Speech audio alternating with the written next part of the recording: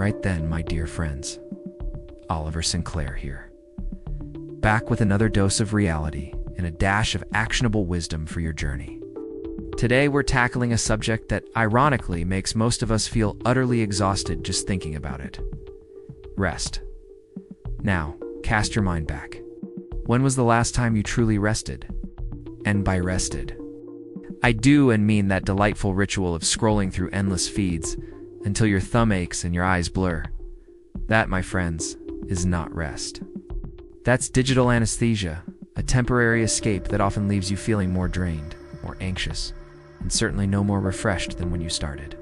Nor is it binge-watching 6 episodes of that gripping new series, only to emerge from the sofa feeling like a zombie who's forgotten what daylight looks like. And it's certainly not lying in bed at 3 a.m., mentally drafting emails you haven't sent, or replaying conversations you wish you'd handled differently. No, that's rumination, not recuperation. We live in a world utterly obsessed with the hustle. If you're not grinding, building, scaling, or perpetually on, are you even playing the game right? The relentless drumbeat of productivity has convinced us that busyness equals worth, and that stopping, even for a moment, is a sign of weakness, a luxury we can't afford. We're tired, aren't we?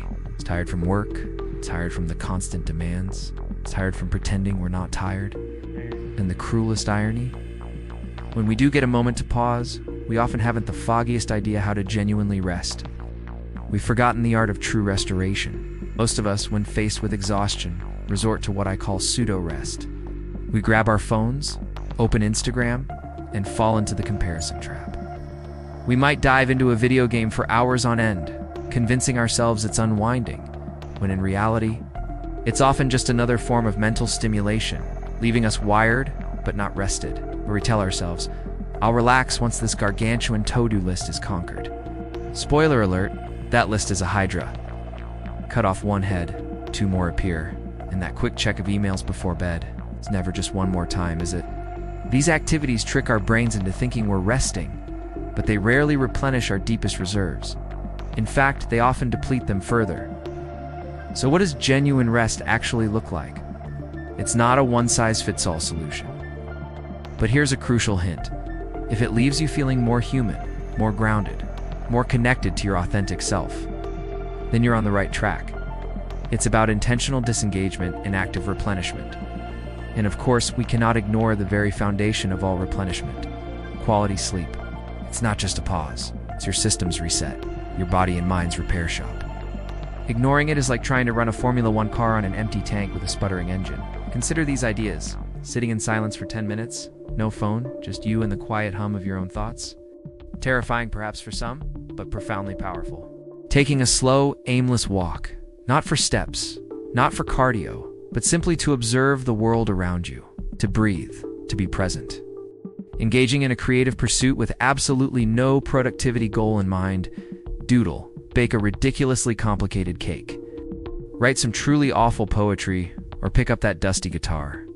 Or simply sharing genuine laughter with a friend, without the need to vent, to complain, or to dissect life's latest dramas. And perhaps the most radical act of all, saying no to plans without a shred of guilt. Yes, it's allowed. I promise you. Why is true rest so elusive then? Why do we resist it with such ferocity?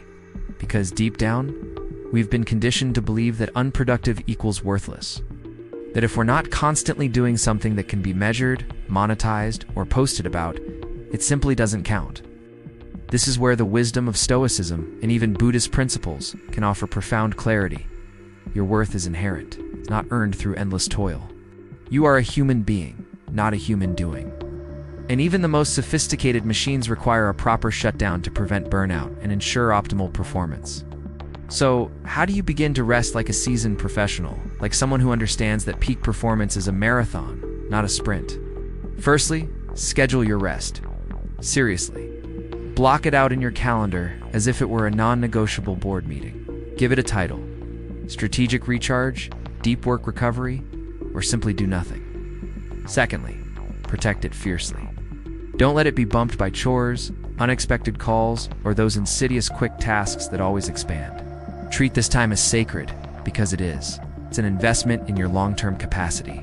your creativity, and your resilience. Thirdly, experiment relentlessly. Not all rest is created equal for everyone. What recharges one person might drain another. Try different things.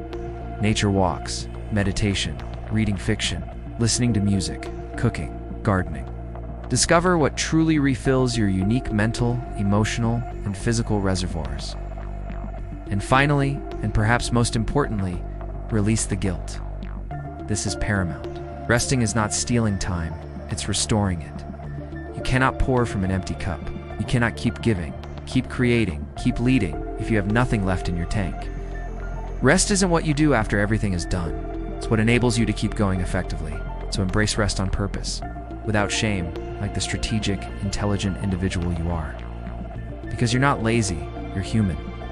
And even the most formidable superheroes need their downtime.